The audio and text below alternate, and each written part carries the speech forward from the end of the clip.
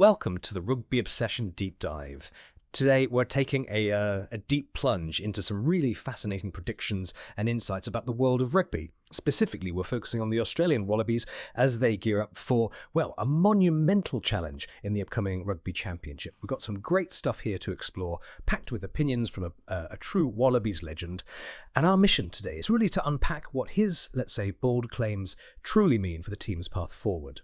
Before we jump into the heart of it, though, just a quick reminder. Make sure you subscribe to Rugby Obsession for more in-depth analyses like this one. You really won't want to miss our future deep dives. Okay, let's get into this. We're looking at some recent commentary from former Wallabies player Jeremy Paul, and he's putting some seriously audacious expectations on Joe Schmidt's Australian side, particularly around how the recent British and Irish Lions series has, in his view, perfectly prepared them for what's next, which is arguably the biggest test in world rugby right now, facing the Springboks. Yeah, and what's truly striking, I think, is Paul's immediate confidence. It's palpable. I mean, Jeremy Paul, a former Wallaby, 72 caps, he knows the game inside out, and he doesn't really mince words, does he? He states quite directly that the Wallabies should be beating the Springboks in their opening game. Now, for a lot of fans, that's a huge call against a team fresh off back-to-back World Cups. So it raises a really important question for us. What makes a player like Paul so convinced, so early on?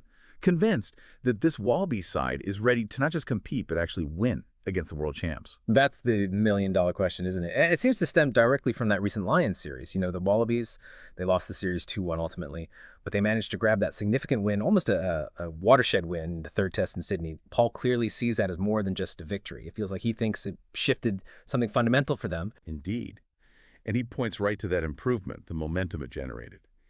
He meticulously notes that, in his view, the Wallabies were the better team for the majority of the second and third encounters against the Lions, even in some of the games they lost on the scoreboard. So it's not just about winning, it's the quality of the performance.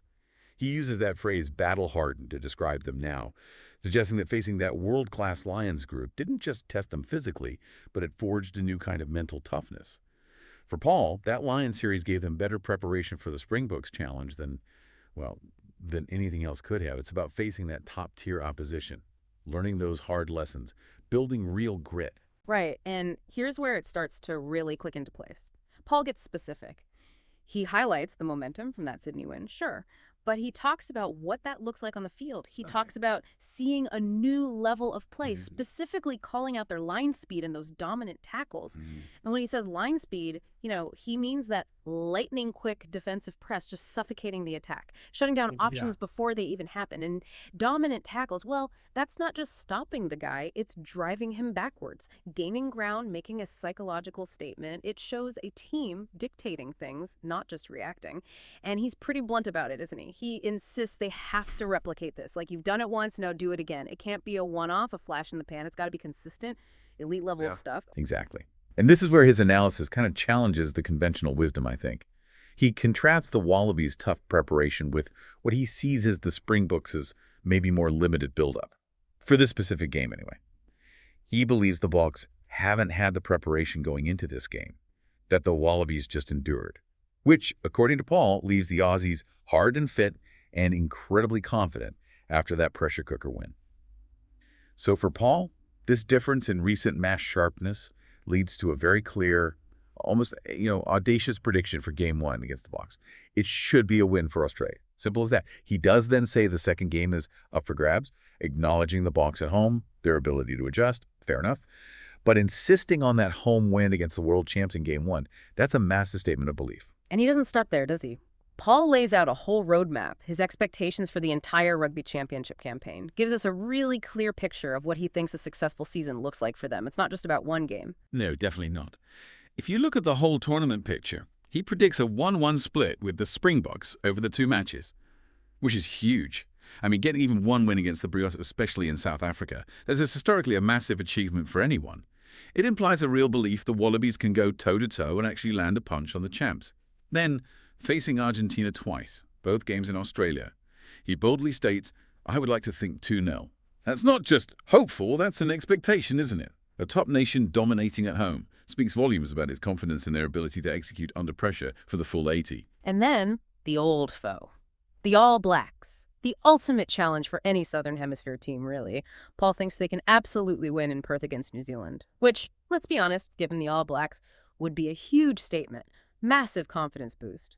But then Eden Park, that fortress in Auckland where the All Blacks just don't lose, Yeah. he basically dismisses winning there with a chuckle, almost joking like, has anyone won there in 100 years? Yeah. It's that classic nod to the legend of that ground, the psychological hurdle it represents.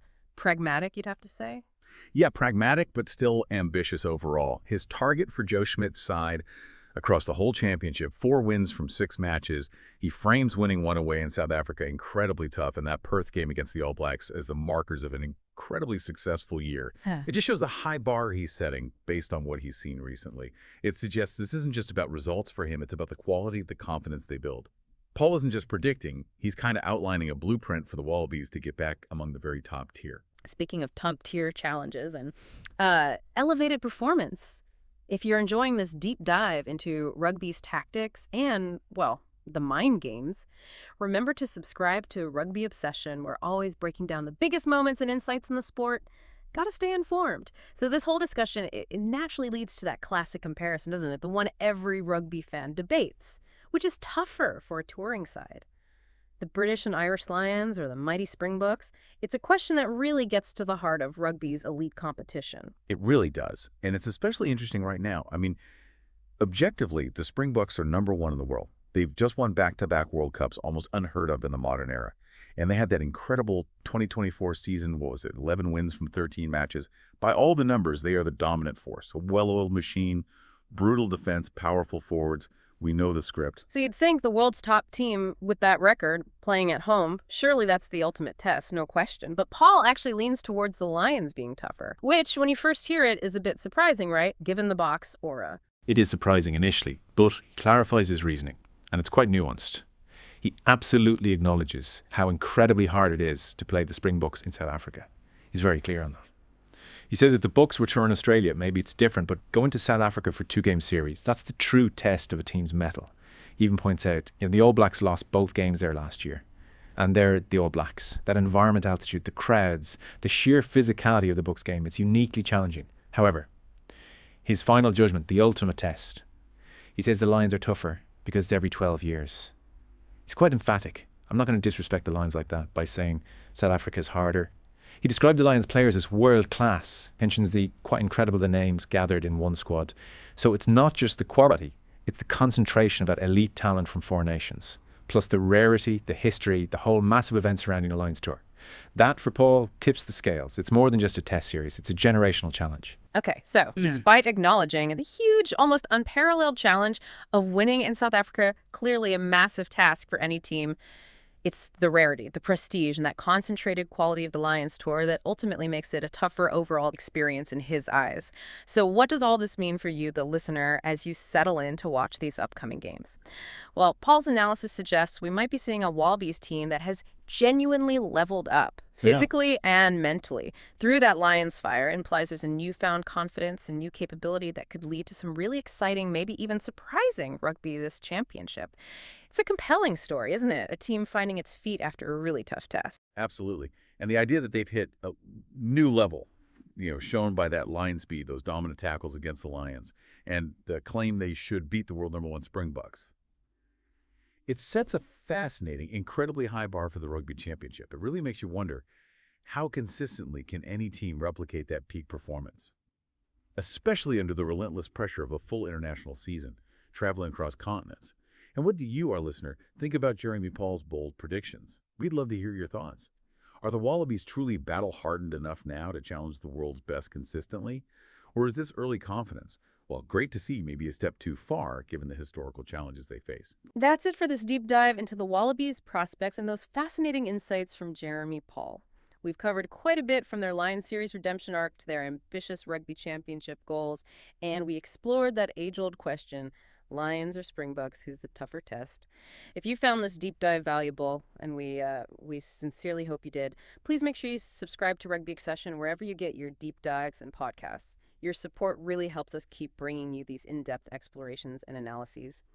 Thank you for listening to the Rugby Obsession Deep Dive, and we will look forward to you listening to our next episode.